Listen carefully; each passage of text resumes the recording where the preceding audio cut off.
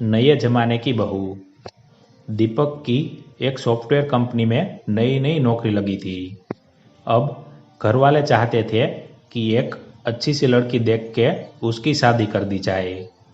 दीपक के घर परिवार में उसकी माँ, बड़ा भाई नवीन, भाभी रश्मि, बहन रितु, बुआ सरला और दादी उमा रहते थे।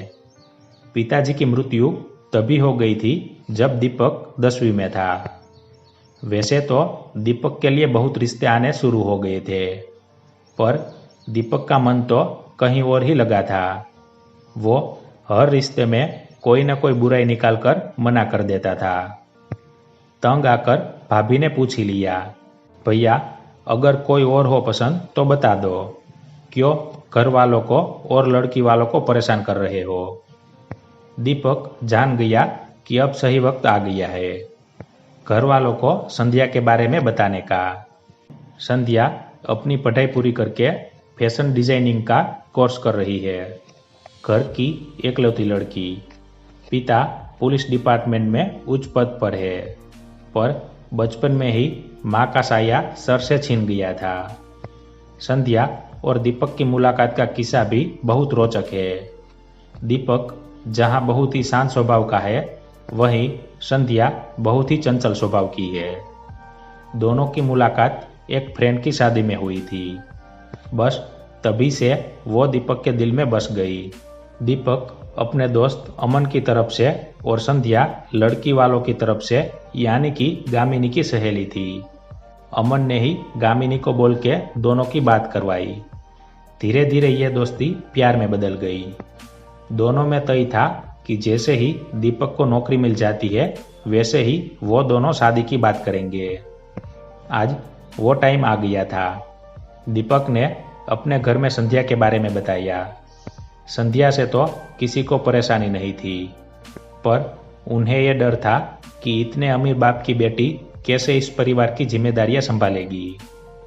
दोनों बच्चों की मर्जी से शादी भी तय हो गई। संध्या और दीपक दोनों बहुत खुश थे। आज वो शादी के बंधन में बंधने जा रहे थे। शादी के बाद संध्या घर में आई। सब ने खुशी खुशी उसका स्वागत किया। सारी रस्में हो गई, लेकिन संध्या की नज़र दीपक की माँ को ही खोज रही थी। बिन माँ की बेटी दीपक की माँ में अपनी माँ को तलाशना चाह रही थी, पर माँ का कहीं अता पता नहीं था। संध्या ने यह सोच के तसल्ली दी खुद को कि हो सकता है माँ घर के कामों में व्यस्त होगी। दूसरे दिन सत्यनारायण की कथा होनी थी।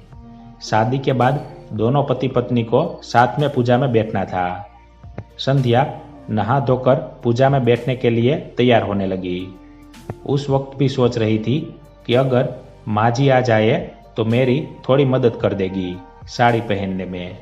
तभी बुआ जी ऑर्डर देती हुई आई कि जल्दी से तैयार होकर नीचे आ जाओ।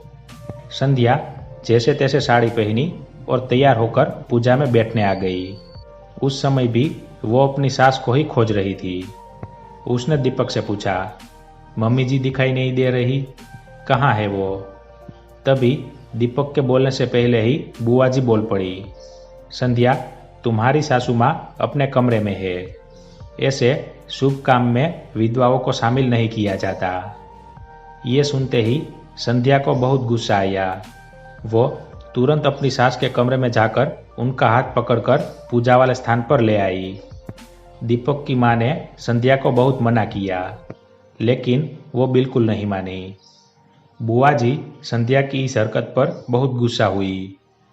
हे भगवान, ये लड़की आने के साथ अपनी मनमानी शुरू कर दी। अरे कोई शर्म हैया है या नहीं? ये कोई ना कोई अनहोनी करवा के ही रहेगी घर में। बड़ों की बातों में और रीति रिवाजों में दखल देना यही सिखाया गया है क्या तुम्हारे घर में? पंडित जी भी घोर कलयुग कहकर अपनी जगह से उठ गए। इतने में संध्या की जेठानी भी बोल पड़ी, देख लो नए जमाने की बहू लेकर आए हैं। अब इस घर के तौर तरीके बदलने वाले हैं। इसके पिता पुलिस में है, तो अब ये हमें भी इशारों पर नचाएगी। सबकी बातें सुनकर संध्या ने सबसे कहा, चुप रहिए आप सब, ऐसे अंधविश्वास को घर की रीत का नाम दे रहे हो।